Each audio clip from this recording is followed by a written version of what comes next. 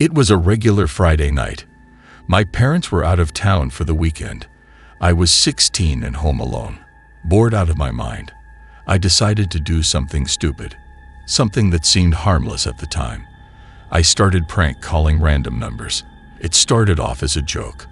I dialed numbers I made up on the spot. I'd say something dumb like, "Is your refrigerator running?" or make weird noises, then hang up before they could respond. It was funny at first. I felt like I had total control, like I was untouchable behind the phone. Then I called a number that changed everything. I don't know why I picked that number. Maybe it was the way the digits just rolled off my mind. Maybe it was the thrill of the unknown. I dialed it and waited. The phone rang 3 times. A man picked up. His voice was low, rough. "Who is this?" he asked. I stifled a laugh and said, "Your worst nightmare." There was a pause. Then he said, "You shouldn't have done that." His tone was calm. Too calm. I hung up quickly. My heart was racing, but I shook it off. Just a prank. Nothing more. An hour passed. I had almost forgotten about the call when my phone buzzed. A text message from an unknown number. It said, "I know where you are." My stomach dropped. I tried to convince myself it was a coincidence. Maybe someone I knew messing with me. But then my phone rang. It was the same number I had prank called. I didn't answer. It rang again and again. Finally, I turned off the phone and threw it on the couch. I tried to focus on something else, watched TV, but I couldn't shake the feeling of being watched. After an hour of silence, I started to relax. I told myself I was being paranoid. Then there was a knock on the door. I froze. It was almost midnight. No one should be at the door. I crept to the window and peeked through the blinds. A man was standing on the porch. I couldn't see his face clearly in the dark, but he was just standing there, not moving, just waiting. My phone buzzed again. A text. "Open the door." My hands were shaking as I typed back, "Go away." He replied, "I just want to talk." I didn't respond. I backed away from the window slowly, my heart pounding so hard I thought it would burst out of my chest. I grabbed the phone and ran to my room. I locked the door and called the police. They said they would send someone over, but it would take a few minutes. That was all I could do. Just wait. I heard footsteps outside. They were slow, deliberate. They stopped right outside my bedroom door. I held my breath. The knob jiggled slightly. Then silence. I don't know how long I stayed like that, but eventually I heard sirens. The footsteps retreated. By the time the police arrived, the man was gone. They searched the area, but found nothing. No signs of forced entry. No clues, just the lingering sense of dread. I never told my parents. They wouldn't understand. But I threw away the phone, and I never prank called anyone again. I wish I could say that was the end of it. But sometimes, late at night, I still get texts from that same number. They always say the same thing. I'm still here.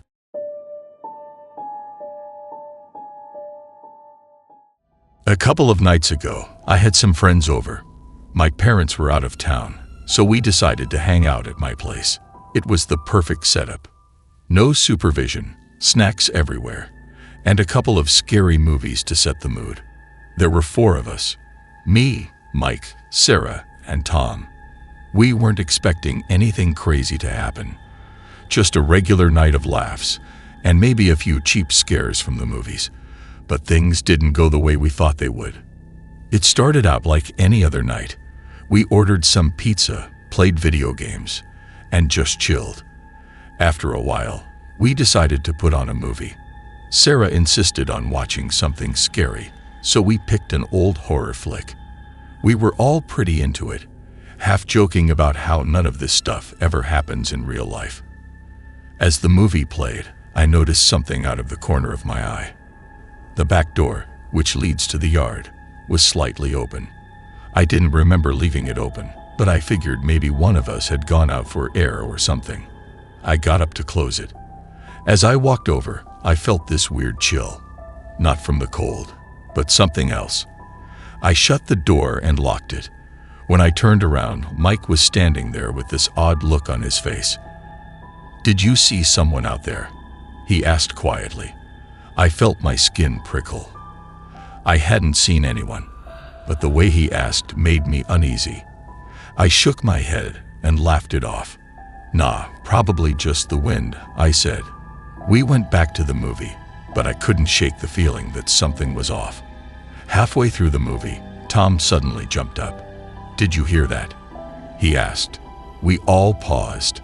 There was a faint sound coming from upstairs, like footsteps. At first, we tried to ignore it. Maybe it was just the house settling. Old houses make weird noises all the time. But then it happened again. Louder, closer. Mike grabbed the remote and paused the movie. We all sat in silence, staring at the ceiling. The footsteps stopped. Then, out of nowhere, there was a loud thud. It sounded like something heavy had fallen in one of the bedrooms.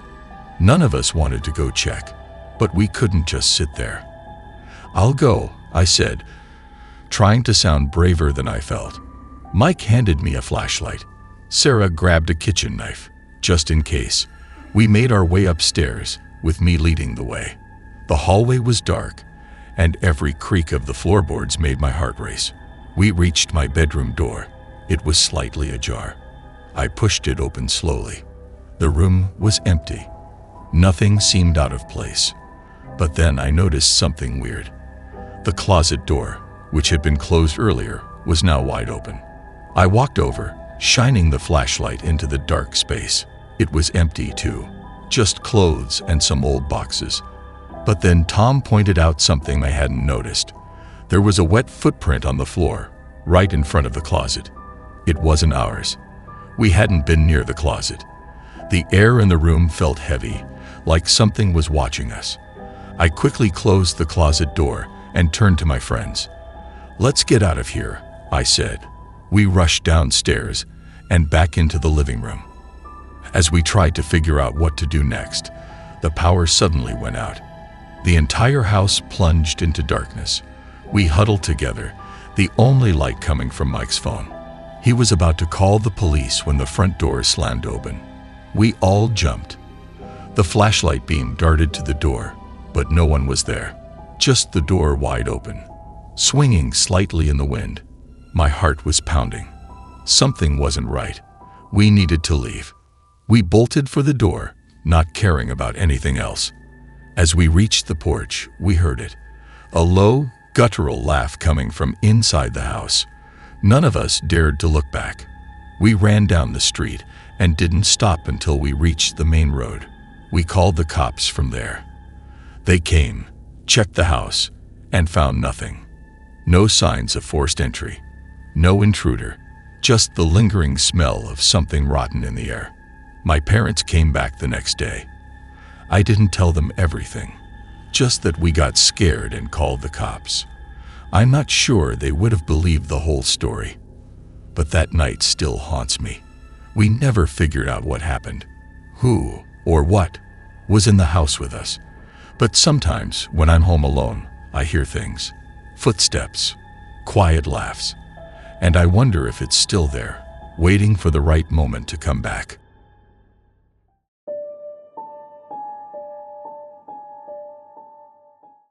It was a quiet Tuesday evening. My mom was working late, and my dad was out of town on business. I was used to being home alone by now. It wasn't a big deal, just another night to myself.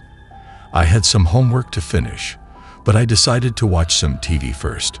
I settled on the couch with a bag of chips and flipped through the channels, finally landing on some random show that didn't require much attention. As I lounged there, I heard a soft thud from somewhere in the house. It wasn't loud, just a small sound like something falling over. I paused the TV and listened for a moment. Nothing. Probably just the wind knocking something around. I shrugged it off and went back to my show. A few minutes later, I heard it again. A bit louder this time. It was coming from upstairs. I told myself it was nothing, but I couldn't help the uneasy feeling creeping up my spine. I muted the TV and listened more carefully. That's when I heard another sound, a faint, rhythmic tapping.